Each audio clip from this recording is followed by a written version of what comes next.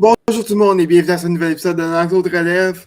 Cette semaine à l'émission, on a un gros épisode pour vous. On continue nos aperçus de division avec, comme vous pouvez le voir à l'écran, nos l'Est national. Et comme vous pouvez le voir à l'écran, ça va être un combat de moi et Phil pour ceux qui nous écoutent à l'audio. J'ai bien sûr mon très beau chandail des Mets, Phil de son chandail des Phillies.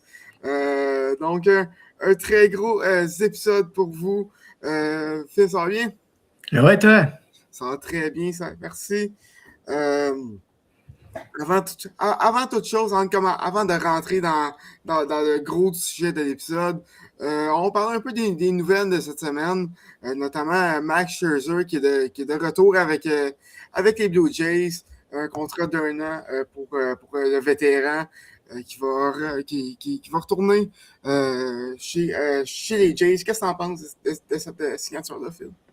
Ben, je pense que Scherzer, c'est un gars avec beaucoup d'expérience. Fait qu'au final, c'est juste d'amener beaucoup de connaissances, d'expérience pour cette jeune équipe-là.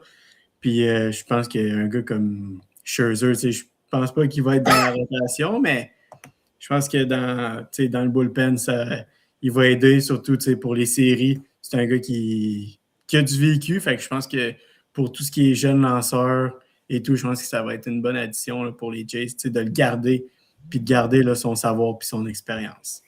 Ouais, je pense, 100% d'accord. On s'entend, c'est un des meilleurs lanceurs de sa génération. Puis l'an dernier, c'était pas il a pas été horrible, il a pas nuit à l'équipe, surtout en série. On se rappelle son départ, je pense que c'était la game 3 ou 4 contre Seattle qui a vraiment fait la différence dans cette série-là. Et, c'est son expérience qui amène, c'est pas un lanceur qui va te gagner 20 matchs comme dans ses belles années à Washington puis à Détroit, mais c'est un lanceur qui, justement, comme tu as dit, a une très bonne expérience. Puis je pense qu'il va, c'est ça, être dans la fin de la rotation, peut-être dans le bullpen, un peu comme le rôle de Chris Bassett qu'il avait la saison dernière. Donc, je pense que c'est une bonne addition pour les Jays. Va aider cette rotation de lanceurs, surtout avec des jeunes comme Yesavage. On a vu, je pense que c'est même lui-même qu'ils avait dit en série, il a beaucoup pris Yesavage sous son aile. Et s'il peut l'aider à traverser cette première saison-là sans embûche, ça va être parfait pour les Jays. Puis c'est ça, je pense que honnêtement, c'est pas une signature qui peut nuire à Toronto. Donc, on va voir pour la suite, mais ça commence à se dessiner tranquillement très bien. On en parlait beaucoup la semaine passée pour les Jays, mais ouais, je pense que c'est une équipe qui peut aller remporter la division. Puis ça va pas donner un gros avantage sur Yankees et Red Sox, mais ça va les aider beaucoup. Mais bon, Phil, je vais te faire une petite fleur. On va commencer avec ton équipe. Les Phillies pour cet aperçu de l'Est national. C'est une saison morte qui n'a pas été très, très animée à Philadelphie. Je pense que tu vas être d'accord avec moi. Mm-hmm. Qu'est-ce que tu t'attends pour tes Phillies cette saison?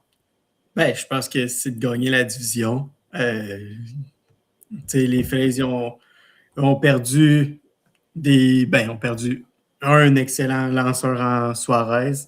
Donc, c'est sûr que ça donne un petit coup là, à la rotation. Je pense que ça reste quand même une bonne rotation. Je pense qu'il reste encore un 5e spot qui est libre. Il n'est pas libre, mais avec la blessure de Wheeler, ça ouvre un spot dans la rotation. Andrew Painter, ça fait plusieurs années qu'on attend son arrivée, plusieurs blessures. Je pense qu'à 22 ans, il est peut-être prêt pour ce rôle-là en début de saison. C'est quelque chose à voir. Mais je pense qu'ils n'ont pas fait de gros moves. Tu regardes, cette équipe-là est quand même assez remplie. Signature d'Adolis Garcia dans le champ extérieur. Je pense qu'il va amener beaucoup de caractère en termes de personnalité, mais aussi au bâton, c'est un gars qui a de la puissance, c'est un gars qui... Je je pense qu'il va amener beaucoup à cette équipe-là, là, même si c'est un gars qui est assez, je dirais pas vocal, mais qui est expressif dans ses gestes. Mais je pense que ça va aider beaucoup. La grosse question, c'était qu'est-ce qu'on fait avec Nick Castellanos? Ouais, c'est ça, j'ai justement d'en parler. Je pense qu'on a essayé de. Je pense qu'il a été essayé d'être transigé. Je pense pas que personne était prêt à prendre ce contrat-là avec cette production-là non plus. Fait que je pense que juste, pour votre information, Nick Castellanos a été release. Son contrat a été terminé, dans le sens qu'ils vont quand même lui offrir un certain montant, mais il ne jouera pas avec les Phillies cette année, mais en même temps, je pense qu'il n'y aurait pas nécessairement... Je pense que c'est à San Diego, je ne me trompe pas. Mais c'est... Peut-être qu'il va remonter la pente. Je pense que l'année passée, ils ont eu beaucoup de difficultés là, avec lui, donc ça vient un peu. D'ailleurs, parlant de Castellanos, je veux ton opinion sur l'incident de Miami. Pour ceux qui ne savent pas, en juin, après ça te fait retirer d'un match à Miami. Castellanos, qui n'était pas en accord avec la décision, est rentré dans l'abri avec une bière. Ça en est sorti une froide en 8e manche. Et ça, apparemment, ça a créé un gros problème dans l'équipe. Je veux savoir qu'est-ce que tu pensais un peu de toute cette histoire-là. C'est-tu vraiment un si gros problème que ça? Je pense que Castellanos, de la façon que moi je le voyais, là, je ne parle pas nécessairement de l'incident, mais je l'ai toujours vu comme un compétiteur, un gars qui veut gagner, qui, comme n'importe quel joueur, il semblait vouloir être sur le terrain à tous les matchs, faire une différence. Il a quand même eu des bons moments, dans des gros moments aussi. Il a aidé les Phillies, il a aidé les Tigers dans ses jeunes années. Je pense que c'était un gars qui vivait pour les moments plus grands. C'est un gars qui voulait être là. Puis le fait de s'être fait retirer du match, je pense que ça y a fait un peu mal à... Mais pas nécessairement à l'ego, mais c'est frustrant d'un sens pour un joueur de voir un moment s'en venir puis de dire « OK, mais mon entraîneur n'a pas nécessairement confiance en moi. Il veut amener quelqu'un d'autre à ma place. » Mais je pense que c'était peut-être pas la bonne façon de le faire là, en arrivant comme ça. Je pense qu'il aurait pu se garder une petite gêne au moins. Si tu as vraiment à le faire, reste dans la chambre, reste dans le clubhouse. Sortir dans l'abri comme ça, je pense que c'était un peu un message qui l'avantageait pas bien. Ouais, écoute, je suis d'accord. Je pense que c'est sûr que pour un joueur de sa trempe qui a connu une saison assez difficile l'an dernier, c'est pas des moments qui sont nécessairement le fun à traverser, mais je pense que sortir une bière dans l'abri, c'est pas nécessairement ce qui reflète le plus grand professionnalisme. Mais ouais, écoute, c'est sûr que c'est une histoire assez divertissante du côté des Phillies. D'ailleurs, tu parlais, pour retourner un peu sur l'édition 2026, tu parlais de Andrew Painter comme 5e partant. La rotation, oui, tu as parlé du départ de Suarez, mais il y a quand même beaucoup de points d'interrogation. Je pense à Aaron Nola, entre autres, qui a connu une saison assez atroce l'an dernier. Je pense que tu vas être d'accord là-dessus. Mais vois-tu Painter comme le 5e partant définitif? Je pense que pour commencer l'année, je pense que c'est lui le 5e partant. Je pense que c'est sa job à perdre, là, dans le sens que c'est lui qu'on voit là. Puis si c'est pas ça qui arrive, dans le sens c'est un peu lui qui a causé à sa perte, là, que tout le monde s'attend à le voir là. C'est sûr qu'une fois que Wheeler va revenir, c'est un autre game, mais je pense que c'est quand même lui puis Taijuan Walker reste quand même 2 points d'interrogation dans la rotation. Là. Je pense que Andrew Painter, j'ai l'impression que s'il n'y avait pas eu les blessures qu'il y a eu, je pense qu'il serait déjà dans les majeurs. Là. Ouais. Il est reconnu comme un talent exceptionnel, mais c'est à voir s'il est capable de rester en santé puis s'il est capable de s'adapter là, au baseball des ligues majeures parce qu'il n'a pas vraiment lancé beaucoup de manches là, dans la carrière. de base, même dans les mineurs. C'est un gars qui, à 22, presque 23 ans, choix de première ronde en 2021, si je me souviens bien. C'est un gars qui n'a pas lancé énormément de manches. Là. Fait que, l'année passée, d'avoir lancé dans le 3 assez quand même beaucoup, là, je pense que ça va l'avoir aidé pour cette année. Je pense qu'il va être capable d'arriver là avec assez de confiance pour prendre le rôle. Là. Déjà que je pense que de ne pas re-signer Suarez, évidemment, c'était une question d'argent, mais c'était aussi le fait que je pense que l'organisation des Phillies était prête à mettre Painter de l'avant là, comme 5e partant pour lui donner des manches puis potentiellement devenir l'as de cette rotation-là dans plusieurs années. Ouais, parce que tu regardes ça, c'est quand même un lanceur qui a manqué 2 saisons dans son développement à cause de. Je pense que c'est une Tommy John puis un autre blessure au pouce, si je ne me trompe pas. Donc, oui, c'est un espoir qui a un bel avenir devant lui. Je pense qu'il avait été nommé comme le meilleur espoir chez les lanceurs dans les majeurs en 2022, pardon. Donc, très hâte de voir un peu à quoi ça ressemblait. Pour l'instant, son camp d'entraînement est quand même. Est-ce qu'il a lancé pour l'instant? Je vais t'avouer que je n'ai pas tant suivi.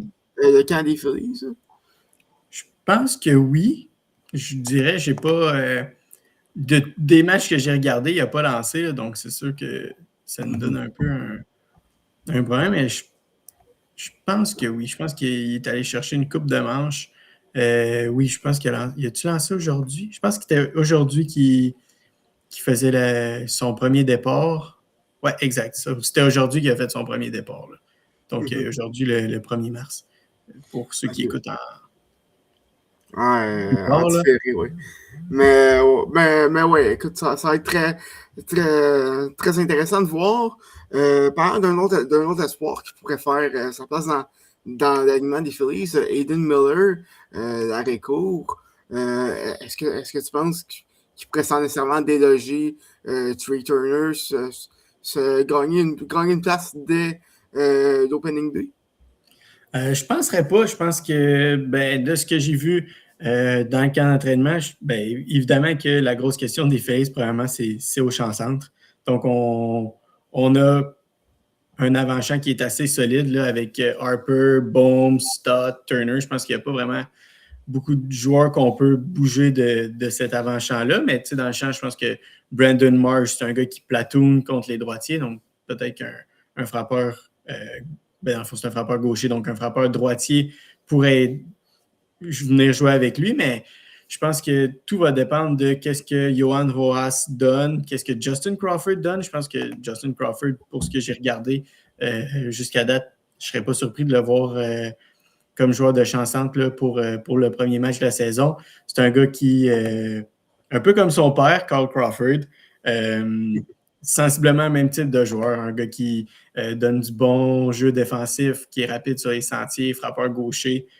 Si jamais vous avez la chance de regarder, beaucoup de similarités entre les deux. Là, si vous regardez que ce soit juste l'élan, la façon dont il se place au bâton, c'est quand même intéressant de le voir aller. Mais je pense que Aiden Miller, très intéressant comme joueur, mais je pense que peut-être qu'il est encore jeune, là, il a 21 ans. Aiden Miller, je pense qu'il peut quand même continuer là, de son développement au niveau 3A, lui donner un peu plus de manches là, à ce niveau-là pour aller chercher un peu le meilleur calibre de lanceur. Puis en même temps, ça va laisser le temps là, aux autres sensiblement de perdre leur place. Ouais, parce que tu regardes ça, on a parlé de l'avant-champ, vraiment. Je pense que c'est pas mal assez seté du côté des Phillies. Peut-être Alec Bohm qui va être échangé. Ça fait 2 ans qu'on parle de lui comme étant un candidat dans les rumeurs d'échange. Comme quoi que les Phillies voudraient s'en débarrasser. Donc, s'il y a un spot à prendre, je pense que c'est au 3e but son avenir, mais ça reste, ça va être intéressant à voir. Un autre dossier intéressant des Phillies, je pense que c'est celui qui va plus retenir notre attention, c'est celui de Bryce Harper. Harper qui a connu une saison très difficile l'an dernier, sa pire depuis 2016, avec une OPS en bas de seulement de 844, sa pire depuis 2016, qui a d'ailleurs été critiqué dans les médias par Dave Dombrowski, le directeur gérant des Phillies. Est-ce que tu penses qu'il faut rebondir? Non, je pense que oui. Bryce Harper, c'est un joueur exceptionnel. Depuis qu'il est arrivé dans la ligue, là, c'est un joueur qui laisse pas sa place à personne. Puis l'année passée, oui, il a connu une moins bonne saison selon ses normes, mais ça reste quand même que Bryce Harper, c'est un des meilleurs frappeurs au monde entier. Il était quand même respectable d'un sens. C'était pas une saison à la Bryce Harper, mais c'était pas non plus une saison horrible. désastreuse. Je pense que pour lui, c'est juste de. Il y a eu beaucoup de difficultés l'an dernier là, avec les. Surtout avec le. Sans dire la patience au bâton, mais plus avoir difficulté à faire des contacts avec la balle, beaucoup de retrait sur des prises. Mais je pense que Bryce Harper, c'est un gars qui. Peu importe, même s'il frappait 0,75, je pense que c'est un gars que je mettrais au top de mon alignement pour générer de l'offensive. Là. Donc, je ne suis pas stressé pour Bryce Harper. Je pense qu'un talent aussi exceptionnel, tu peux pas tu peux te fier à ça. Là.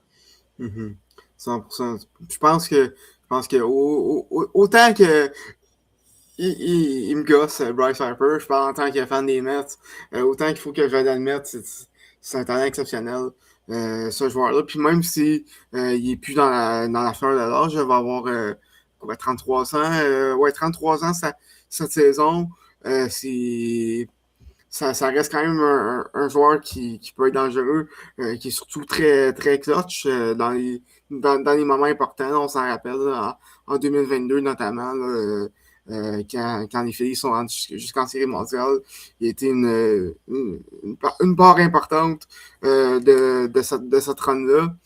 Et ça, je m'attends également aussi à un rebondissement de sa part. Mais pour terminer, Phil, à moins que tu aies d'autres choses à parler sur les Phillies, trouves-tu que cette année, c'est un peu comme l'année de la dernière chance? Le noyau se fait vieillissant, Wheeler qui commence à être blessé souvent, Harper on a parlé vieilli aussi, même chose pour Schwarber. Trouves-tu que c'est un peu l'année où est-ce que ça passe sa cause? T'as pas tort. Je dirais que c'est peut-être pas la dernière année qu'ils peuvent être compétitifs, mais sont dans la fin du cycle là, où est-ce que les joueurs vont être dominants. Harper à 33 ans, Schwarber à 33 ans, Turner qui va avoir 33 ans lui aussi, Adolis Garcia qui, même s'il vient juste de signer, lui aussi 33 ans, donc JT Realmuto qui a été ramené de 35 ans, je pense que c'est quand même un noyau qui est vieux. La rotation Wheeler qui, même en santé, reste quand même un Zach Wheeler qui, avec les lanceurs partants, c'est un gars qui pourrait avoir un dip dans sa production pour juste avec l'âge. Aaron Nola qui, l'an dernier, a eu beaucoup de difficultés, mais je pense que c'est dans les dernières années. C'est peut-être pas la dernière, mais je pense que d'ici 2 ou 3 ans, là, c'est sûr que ça va être la fin. Donc, je pense que pour l'instant, c'est pour les Phillies, c'est de pousser au bout puis d'aller chercher le plus de victoires possible puis d'essayer de ramener une série mondiale pendant que c'est encore le temps avec un gros noyau de bons joueurs. On va voir au cours de la saison, mais moi, je pense que notamment un champ-centre qui pourrait être acquéri à la date limite des transactions en juillet, ça viendrait faire un peu la différence dans cette division-là. Surtout que cette division, on s'entend, c'est pas plus une course à 3 entre les Phillies et les Braves et les Mets. Donc, ça va être intéressant à suivre. Il y a d'autres choses que tu veux mentionner sur ton équipe avant qu'on non, passe je pense que pour ce qui est du champ-centre, moi, j'ai confiance en nos 2 joueurs de champ-centre. Donc, on verra en temps et lieu, mais je ne suis pas stressé là, avec Crawford et Roas. Je pense que c'est quand même 7. Là. On verra bien, on verra bien. Passons maintenant à mon équipe, les Mets. On en a parlé lors du premier épisode. Ça a été une équipe complètement changée lors de l'entre-saison. Départ de Pete Alonso, départ également de Edwin Diaz, arrivée de nombreux joueurs, dont Bo Bichette et Luis Robert, Freddy Peralta, juste pour nommer qu'eux, après une saison assez décevante. Phil, penses-tu que penses-tu que c'est l'année où est-ce que l'espoir va être mérité chez les Mets? Ben, je pense qu'avec ce qu'ils ont fait dans la saison morte, au final, je verrais très peu. Je pense que les attentes sont très hautes avec un groupe de joueurs qui est, comme tu viens de nommer, toutes les acquisitions. Puis là-dessus, on ne parle pas de Soto qui a été acquis dans les dernières. L'an dernier. Passé. Donc, je pense qu'au final, tu peux pas. Ils sont allés all-in, puis c'est une question de savoir qui va jouer où. Je pense que ça va être un bon mouvement de personnel pour les Mets. C'est un bon casse-tête, mais quand tu as tous ces joueurs-là dans ton alignement, je pense que tu peux pas, peu importe où est-ce qu'ils vont jouer défensivement, tu dois t'attendre, tu dois faire les séries éliminatoires. Je pense que c'est un non négociable. Ça serait une extrême déception de ne pas voir les Mets en série. Sans vouloir mettre de pression, Tom, mais c'est une très bonne déception. Je pense que tu ne peux pas avoir une saison morte comme ça puis avoir une saison correcte ou moyenne. Il faut que tu te rendes en séries éliminatoires, là, que ce soit de peine et de misère, c'est pas grave, mais il faut au moins que tu te rendes jusque-là. Là. Parce que avoir autant de joueurs de talent à pas mal toutes les positions sur le terrain. Oui, il y a certains points d'interrogation, je pense, notamment à Lanxo, entre autres, où est-ce qu'il n'y a pas vraiment de closer dans cet enclos-là, alors que dans les années passées, ce poste était, on s'entend pas mal réservé à Edwin Diaz. Pour le reste, c'est des joueurs vraiment talentueux, autant défensivement qu'offensivement. Donc, ça reste à voir. Du côté des Mets, un joueur qui me surprend beaucoup pour l'instant lors du camp d'entraînement, on s'entend. Il y a une semaine de match de fil, mais Carson Bench, pour l'instant, ça reste assez intriguant. Une moyenne de 400 au camp d'entraînement. Bon, il y a très peu de matchs à jouer. Là. On s'entend donc. Faut pas partir en peur, mais je pense que le champ droit est vraiment son poste à perdre du côté des Mets. Par contre, et là, ça va faire plaisir à mon père, Bichette au 3e. On l'a vu, je ne sais pas si tu as vu des clips dernièrement passés sur Twitter, sur Instagram, mais ça va être difficile. Penses-tu que c'est la bonne décision? Ben, c'est un gars qui a joué à la Réco toute sa vie. Je pense que c'est une transition. Je suis étonné de le voir avoir autant de difficultés en début de camp. Je pense que on se dit OK, mais c'est normal, début de camp, nouvelle position, mais je suis assez étonné de. J'aurais pensé qu'elle allait être un peu plus à l'aise avec la saison morte. Oui, il a quand même signé tard dans la saison morte, mais je pense que j'aurais anticipé le voir peut-être arriver. J'espérais, d'un sens, de le voir arriver là, en contrôle au 3e coussin, puis de le voir à l'aise. Je pense que ça aurait été une belle surprise pour les fans des Mets. De voir Bichette arriver au camp d'entraînement, puis sans nécessairement avoir de l'air du gars, sans avoir de l'air de Nolan Arenado au 3e but, mais juste de sentir qu'il est en confiance. Mais je pense qu'en début de saison, ça va peut-être être un petit peu plus difficile, mais je pense qu'il y a les atouts pour jouer au 3e coussin. je dirais pas que ça serait je l'imagine pas comme un joueur defense first, mais je pense que c'est un bon trade-off d'avoir son bâton dans l'alignement versus sa défensive qui va être peut-être un petit peu moins bonne que la moyenne, mais je pense que au final, je pense qu'il va compenser avec son bâton. Parce qu'on s'entend, je me souviens qu'on en parlait beaucoup au premier épisode, mais c'est un joueur qui est très frustrant à lancer. C'est un gars qui est très bon pour faire contact avec la balle, pour faire durer des at-bats. Puis même s'il n'est pas reconnu pour ça, c'est un joueur avec quand même de la puissance. Puis dans un line-up avec Lindor, avec Soto, avec Luis Robert également, qui on s'entend, pourrait très bien revenir dans ces. Pour revenir faire une bonne saison après des années décevantes à Chicago, ça risque d'être assez intéressant. Mais par contre, la défense, tu te dis, oui, c'est surprenant de voir avoir autant de difficultés, mais je suis pas tant surpris de ces difficultés-là parce que son plus grand problème avec lui, c'était son bras à l'arrêt-court. Là, tu l'envoies au troisième but. Là où c'est que seulement par la physique, je veux dire, se rendre du troisième au premier, c'est plus loin que se rendre de l'arrêt-court au premier. Donc, ça demande évidemment un plus gros bras. Et pour Bichette, ça va être difficile. Moi, je pense que si on essaie de jouer, peut-être d'essayer au premier et mettre Vientos au troisième, je sais pas. Ça va être un beau casse-tête pour les Mets.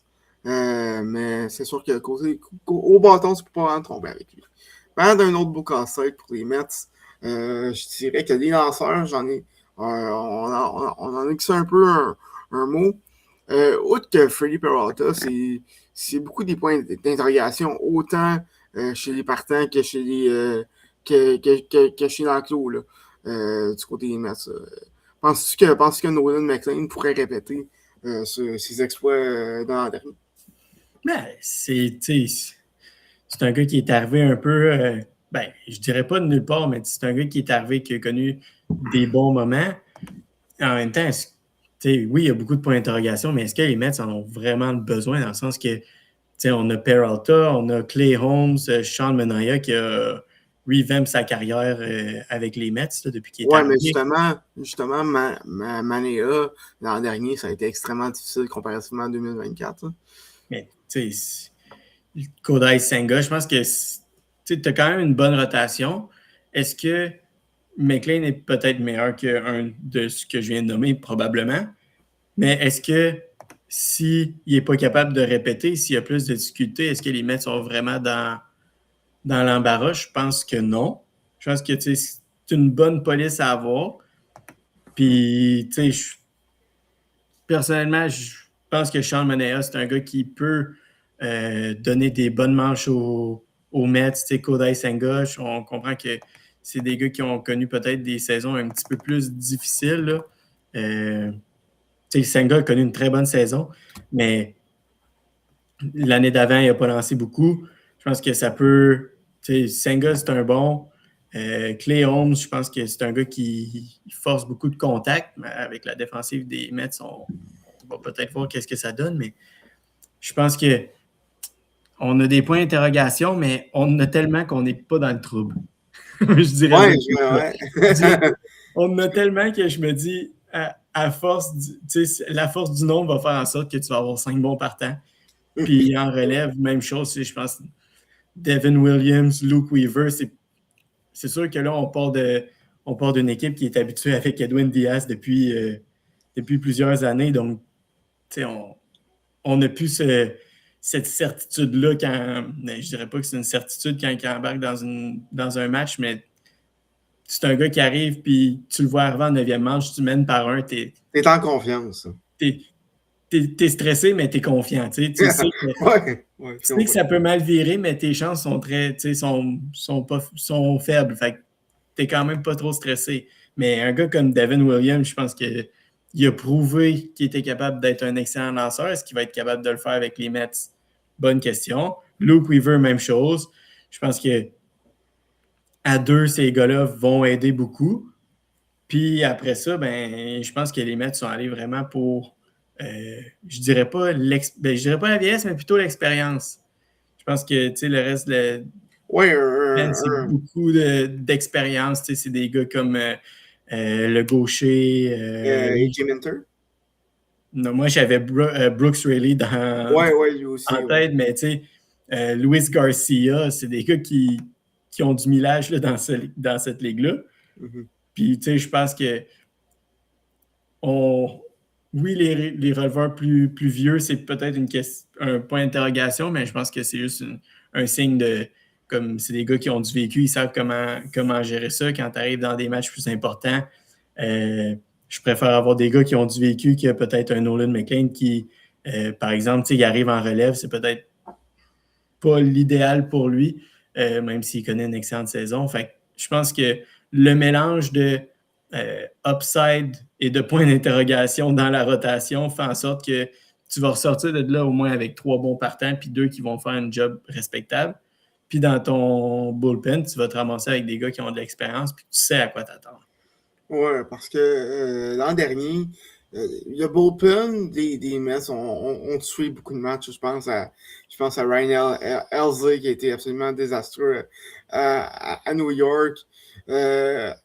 Donc c'est pas mal ça qui a fait la différence. C'est une équipe qui a manqué des séries par quoi, je pense que c'était le tie-break avec les Reds. Donc ça joue à vraiment pas grand-chose.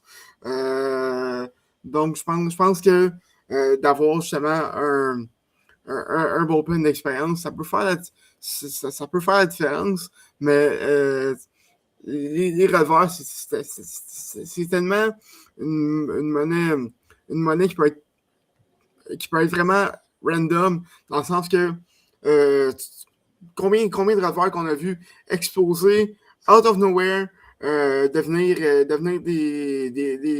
des All-Stars et l'année d'après retourner dans les mineurs ou juste puis être dans les majeurs 2 ans plus tard.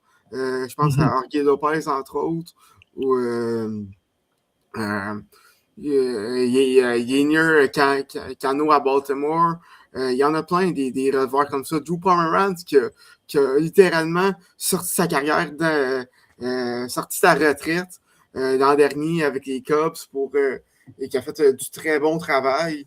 Donc, des releveurs, tu peux en trouver n'importe où. Puis je pense que c'est le genre de position où est-ce que tu peux te permettre un peu de. Excusez l'expression, mais faire du dumpster diving dans le sens que tu peux en trouver sur des contrats des ligues mineures puis qui peuvent très bien surprendre. Donc, je suis pas super inquiet pour ça. Comme tu as dit, tu as ce point d'interrogation pour avoir de quoi de potable du côté des Mets. Les Mets, par contre, qui vont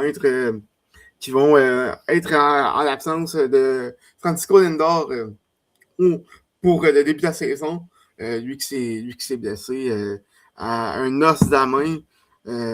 Donc, je pense que ça risque d'avoir un impact sur sa puissance. C'est le genre là, j'écoutais Fall Territory au moment de la blessure. C'est la même blessure que Corbin Carroll et Gunnar Anderson. C'est le genre de blessure qui fait que c'est vraiment tough dans ton swing de mettre de la puissance sur ton élan. Donc, ça risque d'avoir un impact, surtout sur le début de saison des Mets, mais bon, c'est le genre d'équipe qui sont revenus derrière après un départ de OE5 en 2024. Donc, tout est possible. Peut-être que Grimace a un autre tour dans son sac pour les Mets. As-tu autre chose à rajouter? Je pense qu'on a fait le tour pour les Mets. Toi, tu n'avais pas. Non, je pense que ça fait le tour. Passons maintenant aux Marlins.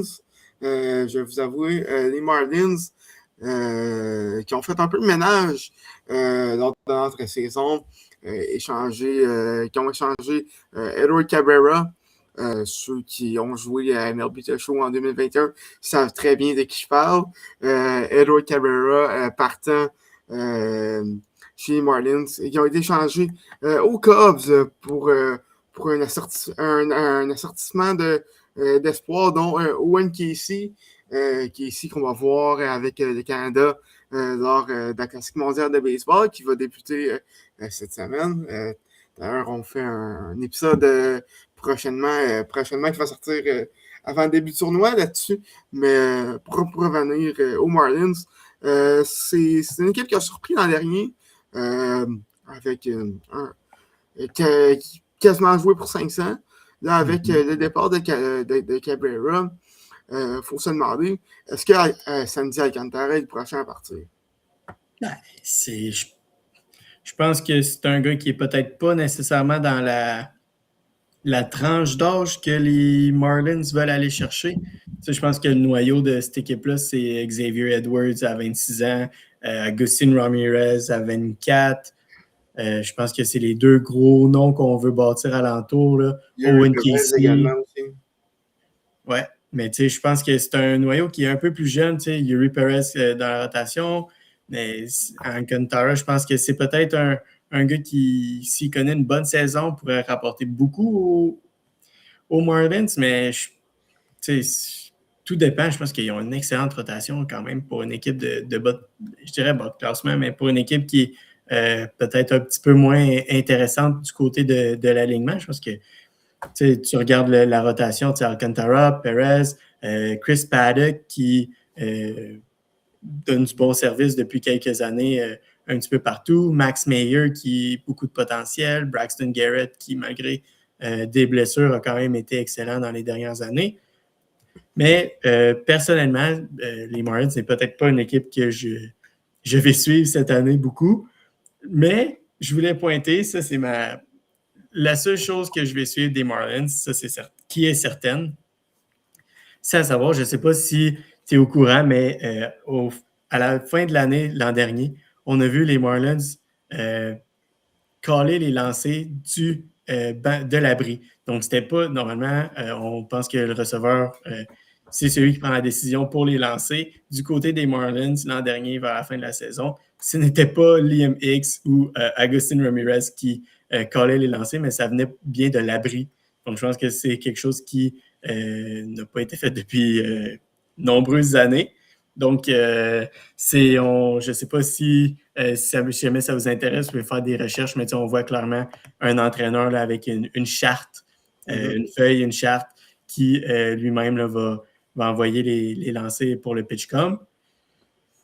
C'est ce que je veux suivre. Je suis très curieux. C'est un sujet qui me...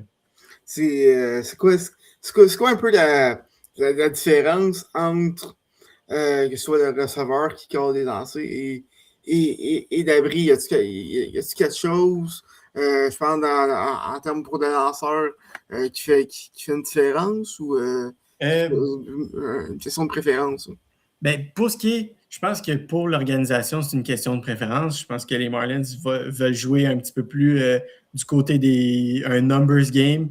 Je pense que mon opinion, c'est ce que je crois, c'est que les Marlins ont développé un certain algorithme, une certaine maximisation pour trouver l'arsenal idéal d'un lanceur. Donc, par exemple, que ce soit, je prends Max Meyer. Donc, tu sais, Max Meyer, avec ses statistiques, ils ont peut-être arrivé que Max Meyer, dans le fond, c'est un gars qui lance une balle rapide, une balle glissante, un changement de vitesse avec balle glissante, sweeper, là, c'est assez... ils se ressemblent beaucoup, mais c'est de dire, par exemple, il est le meilleur s'il lance contre les frappeurs droitiers, sa balle rapide 35% du temps. Donc, tu sais, pour vraiment aller chercher ça. Puis je pense qu'ensuite, du côté des entraîneurs, c'est d'y aller de façon aléatoire pour aller chercher ce pourcentage-là versus un receveur qui va vraiment y aller peut-être plus sur ce qu'il voit avec ce qu'il a étudié sur les frappeurs. Donc, je pense que c'est vraiment de dire, OK, bon, ben, on enlève la responsabilité de Ramirez d'étudier les frappeurs adverses, puis de peut-être regarder le swing, essayer de juger qu'est-ce qui devrait arriver ensuite, puis vraiment de le faire concentrer sur son jeu offensif. Je pense que c'est ça la grosse idée des Marlins, c'est de dire, OK, bon, ben, on a Ramirez qui est peut-être notre cornerstone en tant que receveur, c'est lui qu'on veut bâtir. Puis que là, on se dit, OK, bon, ben, on y enlève toute responsabilité défensive, mentale, dans le sens que, comme, oui, il doit quand même attraper la balle, bloquer la balle, s'il y a de quoi, mais il n'y a pas besoin de penser à comme, OK, là, on devrait faire ça, on devrait faire ci, comment est-ce qu'on attaque les frappeurs. Je pense que les Marlins ont voulu lui enlever ça de sur le dos. Donc, je pense que c'est ce qui m'intéresse chez les Marlins, d'un sens de voir comment est-ce que ça va continuer cette trend-là, puis est-ce que d'autres équipes vont embarquer là-dedans, là, de dire, OK, bon, ben, c'est peut-être une bonne idée là, d'enlever l'effet de l'humain, puis de voir, OK, bon, ben, c'est nous qui va choisir ça. Parce que on s'entend, Ramirez, c'est pas le meilleur receveur défensif non plus. Mais ça revient aussi ça revient un peu à la base du débat. Est-ce que tu préfères des éléments un peu humains, un peu manager avec tes guts plutôt que de gérer selon les statistiques avancées, les analytics, les ordinateurs un peu. Donc, je pense que ça va être quelque chose d'intéressant et qui va faire chialer les puristes du baseball, on s'entend. Mais ça va être intéressant de voir un peu ce que ça va donner. Ça va amener un mouvement dans le baseball majeur. On ne sait jamais. Hein? Mais ouais, comme que tu as dit, ça va être quelque chose de très intéressant à suivre. Du côté des Marlins, pour revenir un peu à l'alignement, moi, ce qui m'intéresse, c'est beaucoup le champ extérieur des Marlins. Carl Stowers, qui a vraiment éclos l'an dernier avec une saison, une très bonne saison. Jacob Marcy, qui a également connu des bons moments en seulement une cinquantaine de matchs. Et Owen Casey, j'en ai parlé un peu plus tôt. Ça va être très, très intéressant de voir ces trois-là. Et sinon, en regardant l'avant-champ, c'est un peu les mêmes joueurs qu'en dernier. Arturo Lopez qui a connu une très bonne saison l'an dernier également. Xavier Edwards, qui t'en as parlé, c'est un membre de ce noyau-là. Et au premier, tu prends un peu un flyer, tu essayes avec Christopher Morin. On s'en rappelle, un joueur avec énormément de puissance, mais assez très peu d'habileté à mettre la balle en jeu. Un très gros taux de rétro-bâton dans son cas. Donc, c'est vraiment un peu un pari que tu prends avec lui. Mais dans le cas des Marlins, on s'entend, c'est pas comme ça être une équipe qui se bat pour une série mondiale. Je pense que justement de voir qu'est-ce qui marche moins. C'est ce genre de move pour cette organisation-là. Également, Pete Fairbanks qui a été signé en provenance des Rays la saison dernière. C'est le genre de releveur qui fonctionne très bien à Miami. Une rapide très, très puissante. Une bonne tombante également qui fonctionne très bien pour sa part. Donc, c'est une équipe qui pourrait surprendre, pourrait jouer dans les alentours de 500, peut-être se battre pour une place en série, mais je pense qu'il ne faut pas s'attendre à des miracles du côté de Miami. Je ne sais pas si tu es d'accord avec ça. Totalement d'accord. Est-ce que tu avais d'autres choses avant qu'on passe à l'autre équipe qui va se battre pour la tête de division? Non, je pense qu'on peut passer Parfait. la prochaine. Les Braves, maintenant, les Braves d'Atlanta qui ont connu une saison désastreuse l'an dernier. Seulement 75 victoires pour une équipe qui, on s'attend à beaucoup mieux de leur part. C'est sûr qu'il y a eu bien sûr l'an dernier de perdre Acuna, Strider et plusieurs lanceurs également. Au cours de la saison, ça n'a pas aidé. Est-ce que tu penses qu'avec tout le monde relativement en santé, c'est sûr que chez les lanceurs, il y a plusieurs blessés. Mais d'avoir tout le monde relativement en santé, un Michael Harris et Ozzy Albies qui vont peut-être se souvenir comment frapper une balle. Penses-tu que c'est seulement une erreur de parcours à Atlanta ou c'est quelque chose qui mérite de s'inquiéter?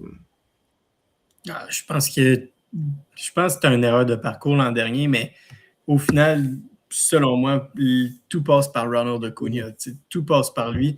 Je pense que c'est un des joueurs les plus excitants à regarder jouer, les plus avec le plus de talent naturel. Puis, je pense que si ce gars-là est en santé, c'est pas juste qu'est-ce qu'il amène sur le terrain, mais c'est hors du terrain aussi. Ça donne le goût de jouer, ça donne le goût d'arriver au stade puis de se donner à 100% quand tu sais que ce gars-là, il est dans. Tu le regardes jouer avec tellement de plaisir, puis tellement de. C'est un enfant sur un terrain, puis je pense que d'amener ça dans une équipe, en plus de son talent exceptionnel, je pense que c'est lui le leader de ce train-là. C'est lui qui est le premier en avant. Puis quand tu perds un gars comme ça, ben, des gars comme Matt Olson, Austin Riley, c'est des bons vétérans. Je pense qu'ils ont beaucoup amené. Puis malgré le fait qu'Acuna n'est pas là, je pense que ces deux gars-là sont capables de continuer, mais des gars comme Michael Harris, qui est un petit peu plus jeune, même chose Ozzy Albies qui joue avec Acuna depuis des années. Je pense que ces deux gars-là sont vraiment... l'effet Acuna, je pense qu'il les aide beaucoup. Donc, selon moi, tout passe par Ronald Acuna Jr. Si c'est un gars, s'il est en santé puis il connaît une bonne saison, ben s'il est en santé, je ne suis pas inquiet qu'il va connaître une bonne saison, mais je pense que ça donne le goût de jouer, ça donne un certain boost à des gars comme Michael Harris puis Ozzy Albies qui vont se nourrir un peu de son énergie pour performer. Puis du côté des lanceurs, ben c'est Spencer Strider, c'est exceptionnel comme lanceur. Tu le regardes aller. Chris Sale, qui vraiment défie. J'hésite à dire s'il est meilleur que quand il était dans son prime. Il me fait penser à Justin Verlander. C'est un gars qui, tu penses qu'il est fini, il revient, puis finalement, c'est exceptionnel. Fait je pense que les Braves, l'année passée, c'était un coup de malchance. Tout le monde se blesse en même temps. Après ça, c'est dur de reprendre ton rythme. Mais cette année, tu ne peux pas avoir une saison comme l'an dernier. Il faut que tu te battes avec les Mets Playface pour la division. Là. Tu peux pas définir derrière les Marlins. Ça, c'est... Non, c'est sûr. C'est 2 années de suite, ça serait l'enfer pour cette équipe-là. Par contre, l'an dernier, il a quand même amené des points intéressants chez les Braves. On pense à Drake Baldwin, qui a connu une très bonne saison, remporté le titre de recrue de l'année dans la nationale, et a même volé le poste de receveur partant à Sean Murphy. Penses-tu que c'est un poste que tu vas garder au cours de la saison ou Murphy va revenir au type de joueur qu'il était? Ben, Sean Murphy, pour l'instant, la bonne nouvelle, c'est qu'il est blessé. La bonne nouvelle pour Atlanta, c'est que ça retarde un peu le problème. Puis je pense que d'être allé chercher Joe Naheim aussi nous montre que Sean Murphy n'est peut-être pas nécessairement de retour rapidement. C'est vrai, oui. Donc, c'est sûr que quand Murphy revient, là, on a un petit problème avec 3 receveurs. Mais au final, je pense que Drake Baldwin, c'est un... Je pense que si Murphy revient, Drake Baldwin, je ne serais pas gêné de l'avoir comme frappeur désigné. Là. La position de frappeur désigné n'est pas nécessairement set in stone là, pour les Braves. C'est pas fait. Donc, je pense que c'est ça le plan au final, c'est d'avoir Drake Baldwin comme frappeur désigné, d'avoir Sean Murphy derrière le marbre. Là. On s'entend que Sean Murphy, c'est un Gold Glove, puis tu veux l'avoir derrière le marbre, mais Drake Baldwin, s'il continue comme ça, je pense que tu ne peux pas l'enlever de là. C'est recrue de l'année. Est-ce qu'à sa 2e saison, il va avoir une aussi bonne saison? Je vais pour le pire, mais des gars comme Carl Lewis qui ont gagné oui, c'est vrai. C'est peut-être une 2e année plus difficile qu'il va connaître, mais pour être franc, en tant que fan des Phillies, peut-être que j'espère, mais pour lui, j'espère pas nécessairement. Je pense que Drake Baldwin était intéressant à regarder jouer. C'était un gars qui était le fun là, à voir aller.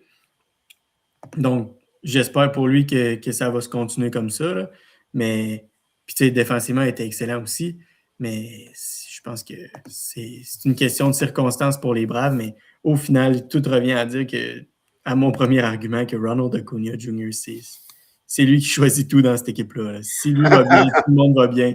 Puis si ça va mal ou il n'est pas là, je pense que les Braves vont avoir de la difficulté. Ouais, je pense que je pense que t'as pas tort. Là. C'est vraiment Acuna qui décide vraiment qu'est-ce qui va se passer avec cette équipe-là. Moi, je pense que Acuna va retourner au type de joueur qu'il était en 2023, même avant. Je m'attends pas à une autre saison de 40-70 comme ils avaient fait à l'époque. Mais une saison où est-ce qu'il pourrait se battre pour qu'il y ait joueurs plus dans le national, je serais vraiment pas surpris pour sa part. Puis les Mets, pas les Mets, les Braves plutôt, qui vont pour moi se battre pour la division et devraient faire les séries sans trop de problèmes, malgré une rotation qui est vraiment amochée du côté des Braves. Je pense que c'est vraiment le gros point d'interrogation chez cette équipe-là. Oui, tu as Chris Sale qui, à 37 ans, comme tu as dit, défie un peu le temps en lui-même avec des saisons incroyables. On se rappelle en 2024 avec la triple couronne chez les lanceurs et le Cy Young également. Mais Spencer Strider, son retour de blessure après sa Tommy John, ça a été très difficile l'an dernier. Donc, il faudrait voir s'il est capable de revenir un peu à sa forme de début de carrière. Ronaldo Lopez également qui s'est blessé, seulement 5 manches lancées en 2025. Et du côté de la profondeur, Spencer Schwellenbach qui s'est blessé lors du camp d'entraînement va, si je ne me trompe pas, avoir une opération Tommy John, donc ne devrait pas revenir. Même chose pour Waldrep. Qui s'est blessé au coude. On ne sait pas encore s'il va être disponible pour les Braves cette saison. Donc la profondeur revient à Martin Perez et un Grant Holmes qui joue également blessé lui aussi et un Bryce Elder qui a connu une saison assez difficile. Donc, je pense que c'est là que le bas blesse du côté des Braves. Ça va être en rotation. Je ne sais pas ce que tu en penses, mais par contre, du côté de l'enclos, ça va être très intéressant.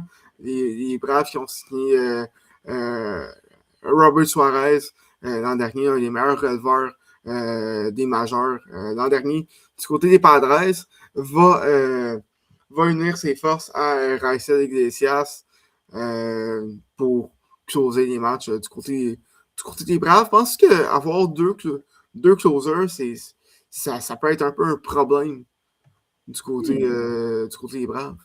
Ben, je pense, si ça en est un, c'est un beau problème. Là. C'est un beau problème, on s'entend, mais pense que ça pourrait, je sais pas, causer des frictions, je sais pas. Je pense que non. Je pense que les gars, à un certain point, tu veux gagner, puis quand tu as un autre bon lanceur avec toi, ça permet je pense que ça permet un peu de ménager les bras, dans le sens que tu es dans un match serré, tu as confiance en les deux. Tu vas avec une journée, le lendemain, tu y retournes, c'est encore un match serré, tu arrives en 8e manche, tu as besoin de 4 retraits, ben, tu peux aller avec l'autre, tu peux revenir avec lui. Je pense pas que les lanceurs en tant que tels veulent va avoir de friction. Au final, ils veulent tous lancer la dernière manche, puis être l'homme de confiance, mais si une compétition saine dans un enclos, je pense que c'est bon. Puis chacun a un certain rôle, puis après ça, ben, tu veux augmenter de rôle. Là, je peut-être en termes de hockey, là, vous allez comprendre la référence avec Martin Saint-Louis, mais les chaises, là, ça fonctionne aussi dans un enclos de relève. Tu es dans une chaise, c'est peut-être pas nécessairement la chaise que tu veux, tu es peut-être le gars de la 7e manche, tu veux peut-être tu as un gars dans la chaise de la 8e, un gars dans la chaise de la 9e. Tu veux changer de chaise, mais il faut qu'elle soit libre, fait faut que tu le tasses. Puis c'est ça, c'est pour reprendre Martin Saint-Louis, tu veux être dans la meilleure chaise possible en tant que lanceur, puis je pense que c'est une bonne compétition à avoir là, de dire tout le monde a un certain rôle, tout le monde fait bien son rôle, mais tout le monde veut le meilleur rôle aussi. Ben, l'important, c'est qu'ils soient capables de jouer la game dans la game. Hein? Exactement. Mais ouais, ça va être un beau problème du côté des Braves d'avoir deux closers comme ça. Également, Aaron Bummer de gaucher, qui est un lanceur que j'aime bien voir lancer. Donc, je pense que l'entour des Braves va être très intéressant à suivre. Mais comme que j'ai dit, hein, les releveurs, on ne sait jamais avec eux. Tout peut arriver. Donc, c'est ça. Ça reste à voir, mais les Braves qui devraient se battre pour le titre de la division, le trône de cette division-là, sans trop de difficulté cette saison comparativement à l'an dernier. Avais-tu autre chose à rajouter pour les Braves? Je pense que tu as été assez bon. Parfait.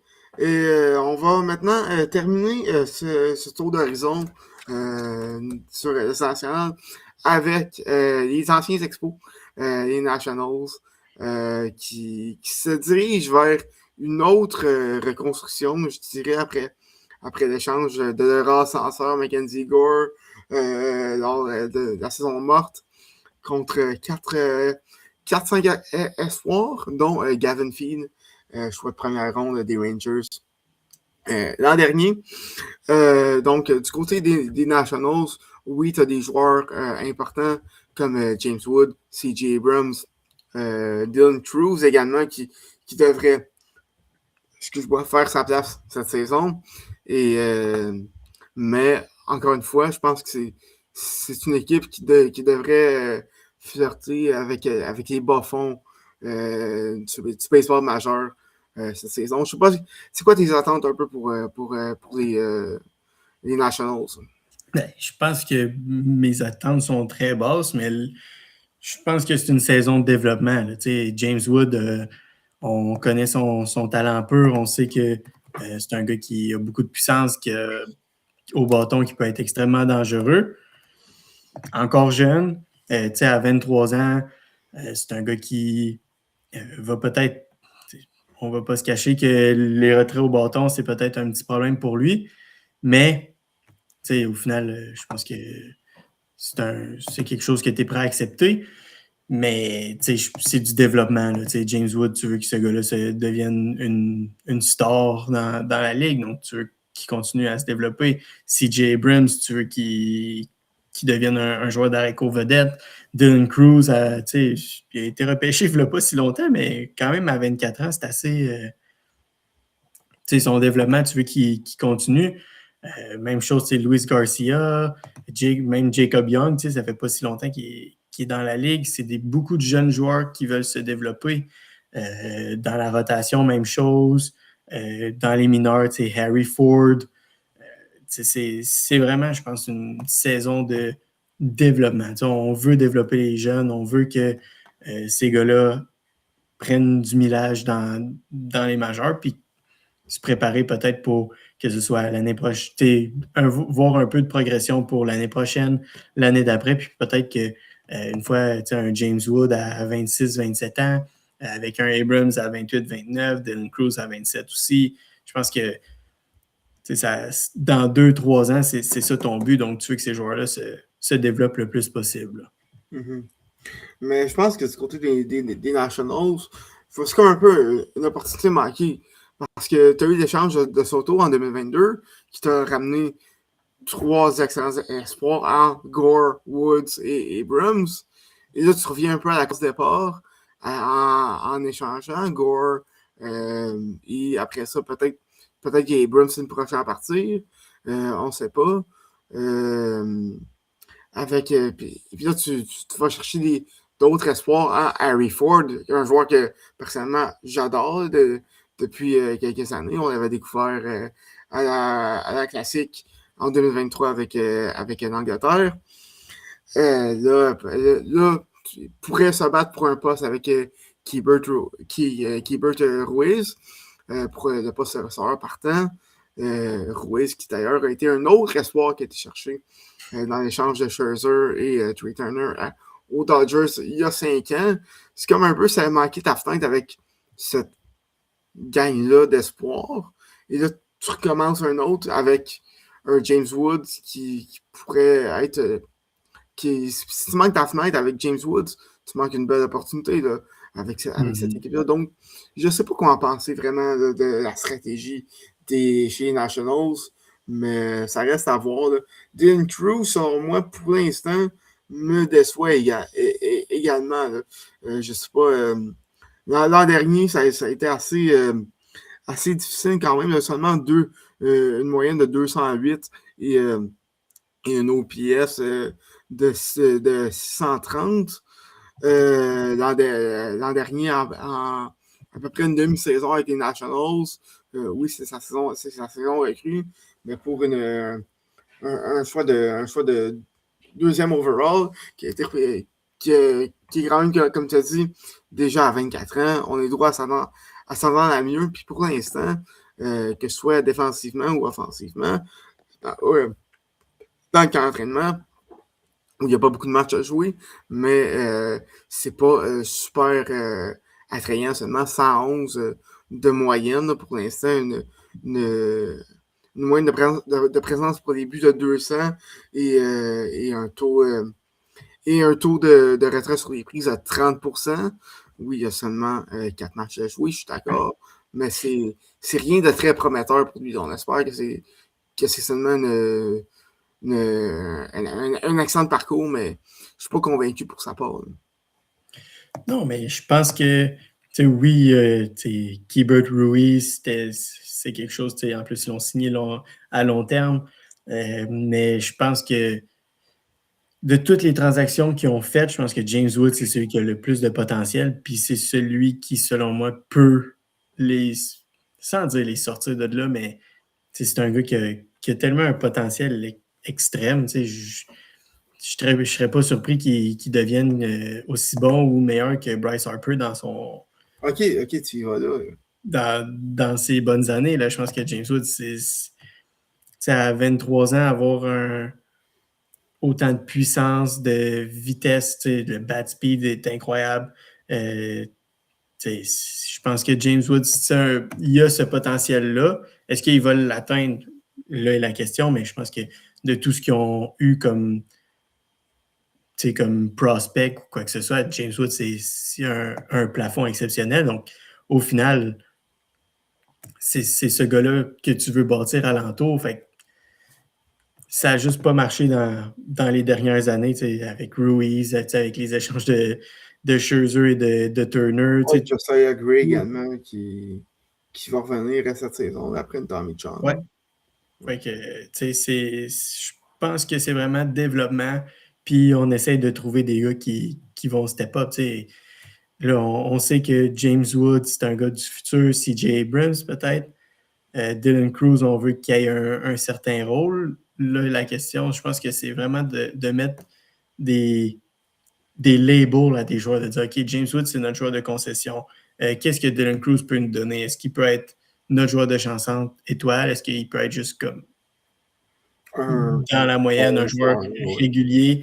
Ou est-ce que vraiment faut qu'on fasse quelque chose, qu'on essaie de combler le trou pour le futur? Donc, je pense que c'est ça, là, les Nationals. C'est de dire, OK, on veut mettre notre échiquier de joueurs en place, puis de dire, OK, bon, ben, dans 3 ans, c'est où qu'on veut être? C'est peut-être James Wood comme frappeur désigné premier. Ensuite, on va avoir CJ Abrams. Après, je pense que c'est ça le but pour eux, c'est de se dire quel joueur peut jouer dans quel rôle, quel joueur est capable de frapper où dans l'alignement. Parlant de trouver des rôles, Eli Willits, choix de premier choix au total l'an dernier, penses-tu qu'il pourrait se trouver aller chercher une tasse de café un peu dans les majeurs au courant de la saison ou c'est encore trop tôt pour lui? Je pense que c'est tôt. C'est un gars, il vient de se faire pêcher, 18 ans. Il a connu des bons moments là, dans les mineurs, mais je pense que il lui reste beaucoup à faire, mais c'est un gars qui, selon moi, pour les Nationals, c'est un gars qu'ils veulent dans les prochaines années. C'est pas cette année, mais on veut un gars comme lui qui va venir nous aider dans 2 ans, dans 3 ans peut-être, qui va arriver dans une équipe.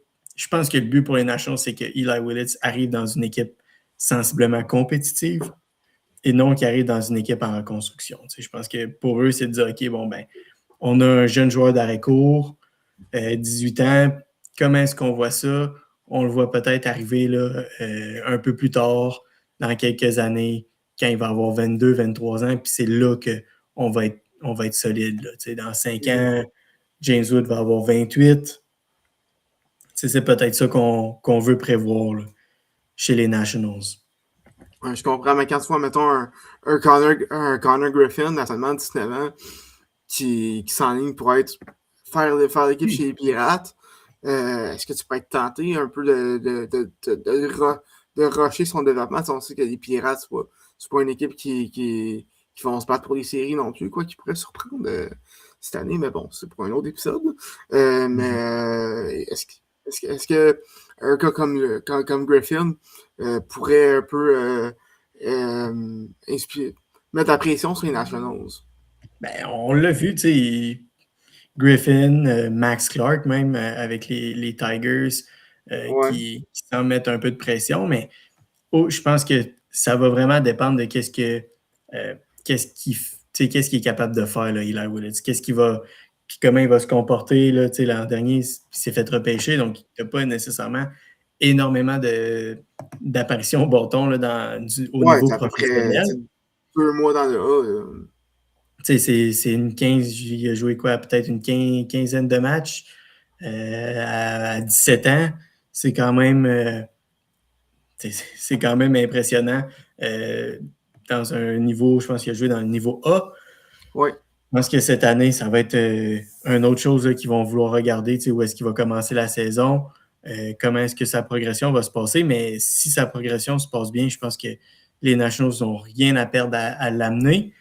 Mais il y a rushé puis il y a rushé. Là, je pense que lorsqu'ils vont l'amener, ce joueur va peut-être avoir quelques trucs à peaufiner, mais va être sensiblement calibre là, des majeurs. Là. Je le verrais pas se faire ramener avec les Nationals alors qu'il n'est pas nécessairement prêt là, ou proche d'être prêt.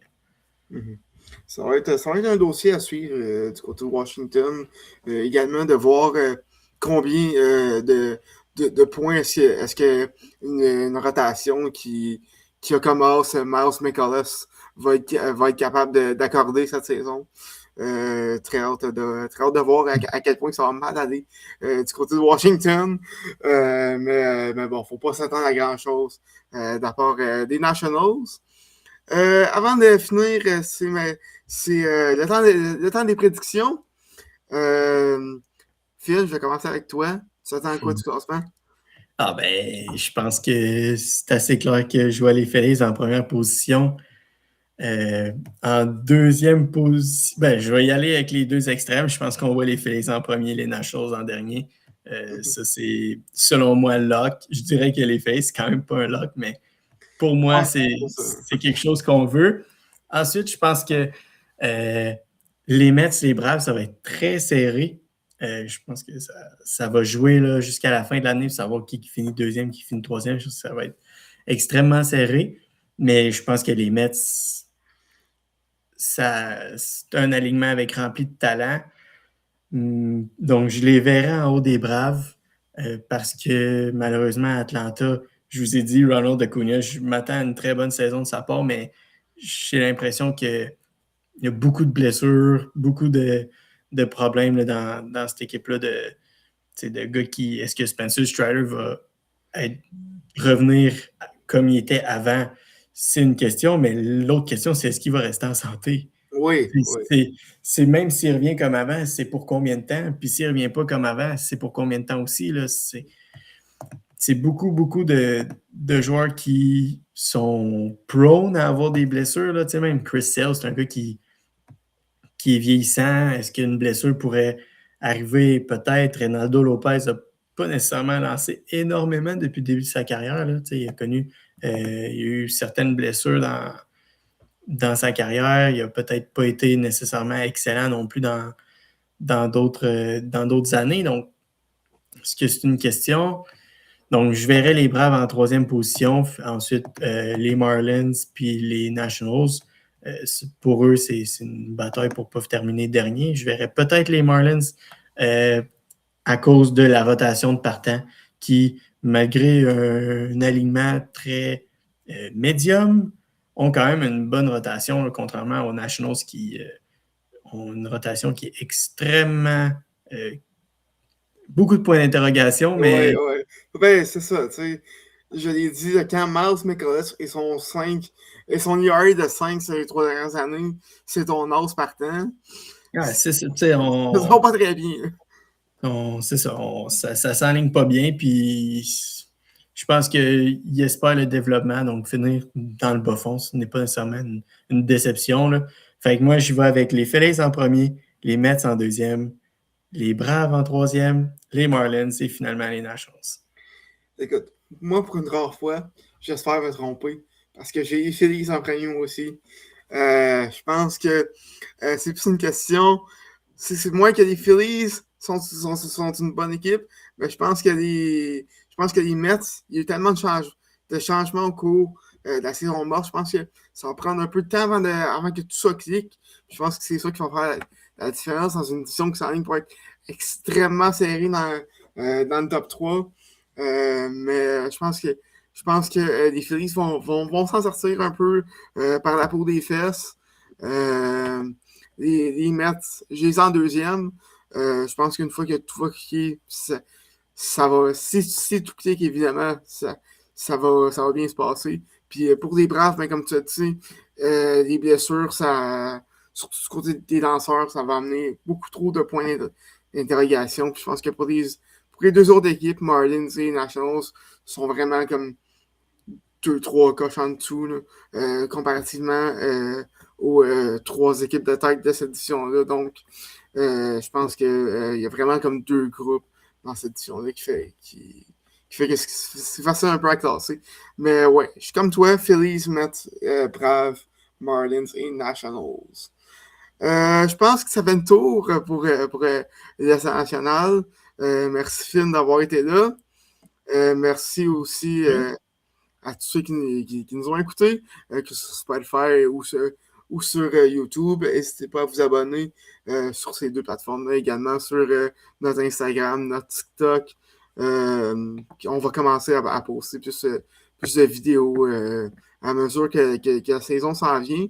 Pas la semaine prochaine, mais plus tard cette semaine, on va vous faire un épisode de preview de la Classique mondiale de baseball qui va débuter mercredi soir. Oui, mercredi à 10h heure du Québec, parce que ça commence au Japon, évidemment. Donc, on va parler un peu des forces en présence, des équipes à surveiller, un peu qu'est-ce qui va être à surveiller dans ce tournoi-là.